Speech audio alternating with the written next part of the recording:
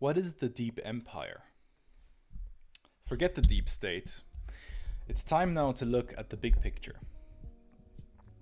Ever wondered about whether the Romans had their own conspiracy theories about the deep state? Perhaps someone believed that Caesar was actually controlled behind the scenes by sinister forces, by a deep empire. Such an idea is worth exploring, whether there's any value in looking at human history as the unfolding of a deep empire, an archetype that is part of us, that we cannot abolish, but that always lingers and accompanies us throughout our history. This deep empire encapsulates ancient mystery cults as well as modern technocratic institutions that we look at today. There are various, let's say, more broad and deep conspiracy theories and theorists that actually do make connections back to secret organizations such as Freemasons, or even further back into the ancient mystery cults, back towards the times of the Roman Empire, or the Greeks, or Egypt, or Babylon, going all the way back into antiquity. In a sense, it is the mothership of all conspiracy theories, but as I said, we're going to look at it as a kind of human archetype. So let's look at it as a historical constant, as something from which we can analyze human history and understand the dynamics and the unfolding of power on a deeper level. As a starting point, let us assume that the various empires that rose and fell throughout the centuries each represented faces of a singular underlying empire, one that cannot be destroyed but changes its form. This means that while there are maybe interim periods of fragmentation, of disorder, the flame of the deep empire is sustained in the shadows. It is there, waiting only to re-establish itself in a new form with a new appearance. For instance, if we look at the Roman Empire, it can be understood as an expression of the deep empire in late classical antiquity. But then, after the fall of Rome, the Catholic Church represented the embers of that empire, the glimmering flame, only waiting to reignite once more.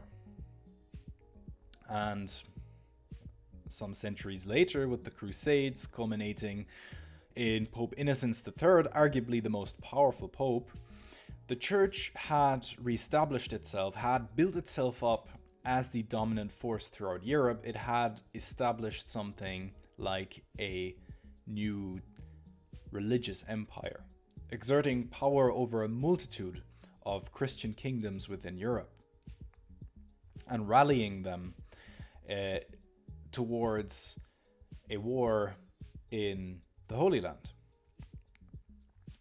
After witnessing a series of setbacks throughout the Renaissance and the Reformation, the Spanish Empire reaffirmed the Church and introduced a paradigm of global conquest. So, whilst several countries had undergone some form of reformation, looking at the Council of Prague in the early 15th century, but then also others such as Wycliffe in Britain, also the Reformation in France, and later on Martin Luther, or before Martin Luther, Johann Hus from Prague. You had a nationalization of the church, you had a fragmentation in some sense, but the empire itself, the Roman Catholic Empire, could reestablish itself through the Spanish conquests, and the Spanish conquests represented the first global expansion of the empire. So very, very significant in that context. So obviously power and power centers can change throughout history, as, for example, the Pope had abandoned Rome, or the popes had abandoned Rome for a while and were located in the more beautiful, or arguably more beautiful, Avignon in France. But since the end of the medieval period, the centers of power shifted multiple times. Arguably, they split up into various power centers, for example, Rome and Constantinople in between. But at some point, power also shifted to Paris, and more recently to London, and ultimately to Washington, D.C. Now ending up with the final two kingdoms being, or the final two empires being, the truly global empires of the British Empire and now the modern unipolar American-led world order. On top of that, we have to remember that a power structure is not necessarily coherent. It doesn't mean that everyone that is ruling is working towards the same goal. As explained, an empire may change its centers, have multiple centers, or even split into fragments and remain split for a long time, for centuries perhaps. And what remains is the pure historical force of power, the force of the empire that grows in its scope and encapsulates an ever greater amount of land, population, and military as time goes on. The reason the deep empire is a relevant symbol for understanding our history is that it helps us cut to the core essence of power, namely to the archetype, to the internal structure of the deep empire. This notion of an archetype has been popularized by Carl Gustav Jung, in his analysis of the collective unconscious of the human psyche. The unconscious itself is contradictory, opaque, and its archetypes also exhibit this kind of contradictory nature. An archetype cannot be abolished or negated, it remains with us, and it contains its own negation as part of its quality, as it is contradictory. In the same sense, the deep empire entails the contradictions that are common to power and necessary for power structures, as power always requires an opponent.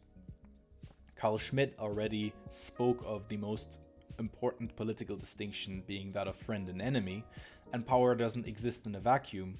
Power needs to be exerted, and thus power needs a nemesis. There needs to be a contradiction, the continuous opposition of the contradiction, or the continuous conflict that is exemplified in this contradiction is the motor that drives the development of power throughout history, and that drives the dialectic of revolution and cycling through various elites and cycling through various forms and arrangements of power. This contradictory nature of power dynamics and deep empire can be brilliantly observed in the Holy Roman Empire, which ironically was neither holy nor Roman or actually a proper empire, but anyhow, the legitimacy of the emperor was granted through the divinity of the Pope, and conversely the Pope was legitimated by the monarch's faith in the divinity of the Church. So both forces maintained one another within the framework of the Holy Roman Empire. However, both of these forces were regularly at odds with each other, and even engaged in open warfare.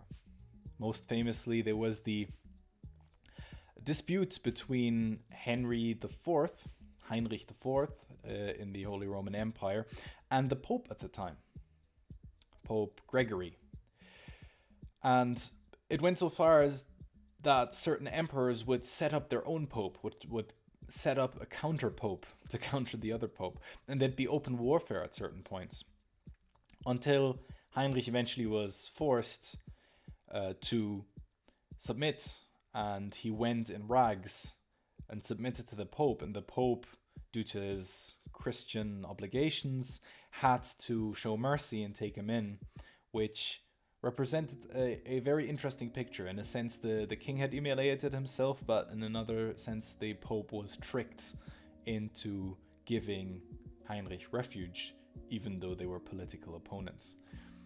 But he had to play according to his own games. The Pope had to play according to the games that his institution that grants him the power has set for himself.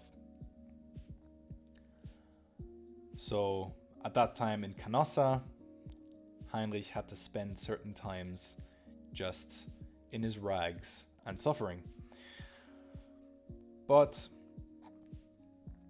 this contradiction between the Pope and the Emperor that was sometimes exploding in violent opposition, that was at the same time, in a contradictory way, the driving force of the Holy Roman Empire. It was the foundation on which the empire was built, and that maintained and sustained the empire.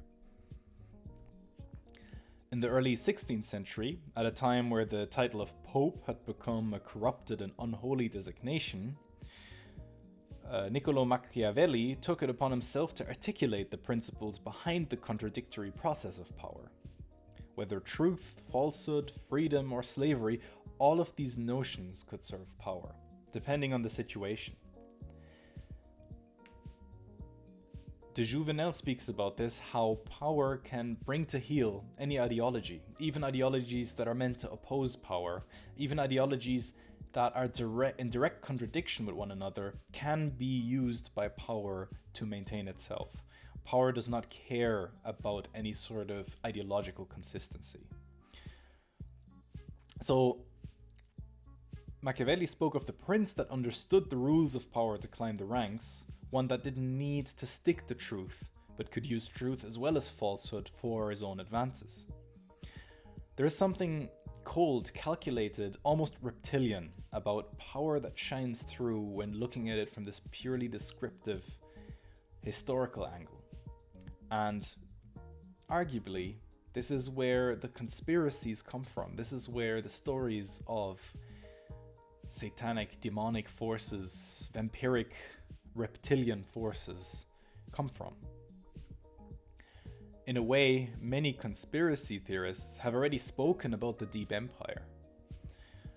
I'm specifically speaking about those that have built up a large body of historical knowledge.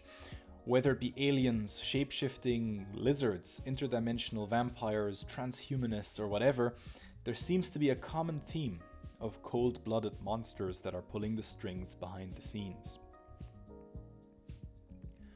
While it is impossible to prove any of these groups literally exist, and whether there really is any continuity across history over such large scales between these ruling groups, there seems to be more truth than one would expect.